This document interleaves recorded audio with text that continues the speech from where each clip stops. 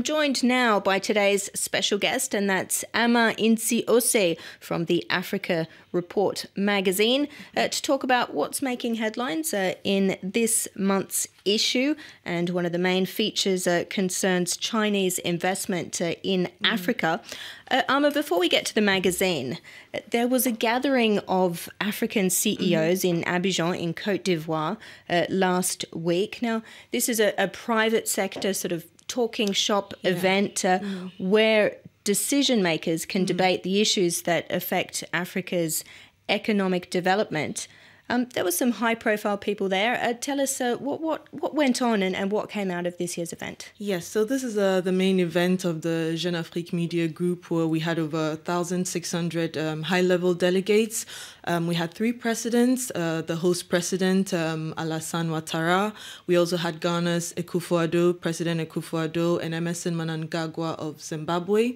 So these were three presidents there. We had a delegation, huge delegation from Nigeria, Zimbabwe, and Ghana as well. So ministers, finance ministers, trade ministers. So it was, very, very high level guests, and the strong representation of Anglophone Africa. You know, it shows this moving away from this colonial demarcation of Francophone Africa, Anglophone Africa, where today Africa is talking to Africa. So it was nice to see different leaders from both regions, come together, discuss investment, trade, and policies. So the language at the event, is it English? It's English, yeah. And of course we have translations, but the main language is English, yeah. Okay, so some very high profile there, as you mentioned, presidents, business leaders, and the Jeune Afrique Media Group is one of the organisers. Is the main organizer. And this media group, of course, publishes Jeune Afrique and the English version, the Africa Report. So tell us about some of the initiatives, some of the themes, if you would. So this year. It was packed. We had over 30 sessions, and some of the sessions that stand out was the startups. There was really put the spotlights on startups this year, African startups. So we had a session where 5 startups pitched their ideas to investors, which was very engaging, very lively, and one of the startups was awarded during the gala award ceremony at the end of the first day. So it won the Kenya-based agriculture startup Twiga Foods, won the most promising company of the year at the CEO Forum Awards. So it was great to see. I think it was important to put the spotlight on startups because we see them as the missing link in Africa's innovation. And even though there are lots of startups, investment is quite low. In 2016, for example, $66 million was invested in startups, but it was just a tenth of what was done in India.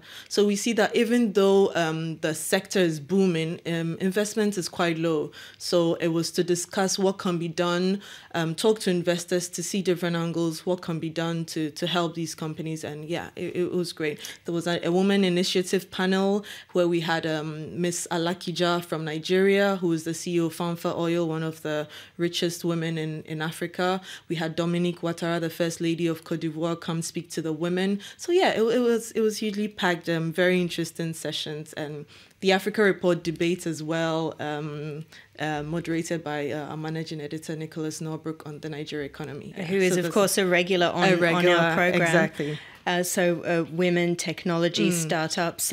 Staying with the theme of business, but moving to the magazine itself.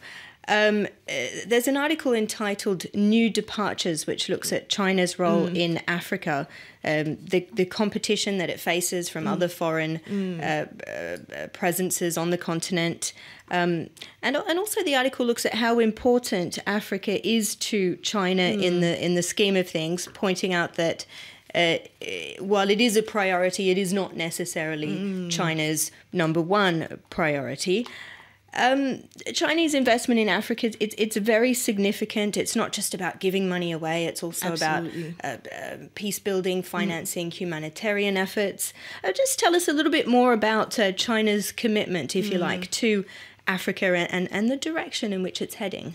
Yeah, so here we wanted to show that even though China-Africa trade has decreased over the years, for example, China's imports from Africa in 2016 dropped to less than 50 billion from over 100 million in 2016. Even though this happened and this was tied to the commodities, the downturn, we wanted to show that China is diversifying, opening up to other sectors in Africa, with the three examples we gave in the article: Zimbabwe when it comes to agriculture, Djibouti when it comes to railway construction, and also e-commerce with Jack Ma and Alibaba. So even though there's very little interest on the part of the US has shown very little interest, we see here China investing heavily in Africa and trying to diversify. It's a very strategic stance is taken in Zimbabwe, for example. It's investing heavily in tobacco. China remains the #1 export destination of Zimbabwe's tobacco. 300 million smokers, I read, in China. That's a big market. As of November 2017. So it's a huge market for China. And it's very important that China has this market readily available for its consumers. One thing I seized on in the article was the point that China is very much interested in making sure that Africa is a strong sort of fiscal partner. It doesn't just want to loan money to Africa and to make Africa indebted to China. Would you say that China's strategy is more focused on helping Africans sort of set up effective and proper financial structures and institutions for the mutual benefit of both sides? So it's a good business partner. Absolutely. I think it's a win-win situation. China has a long-term vision of, if Africa is doing well and standing well, I think China benefits in the long run. So it's definitely a mutually beneficial strategy where Africa doing well automatically helps China as well. Africa is a huge market for Chinese products, and like you said, Africa standing on its feet can only be beneficial for China. And just briefly, because we are running out of time, we've got about 40 seconds left. Yeah.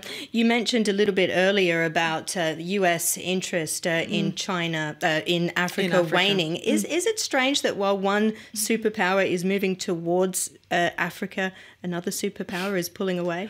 I don't know if I'll call it strange. I think, well, every administration has its own strategy, and with the Trump administration, we've not seen a strong Africa interest there. But China has been doing a lot in Africa for so many years, and I don't think it's going to stop now.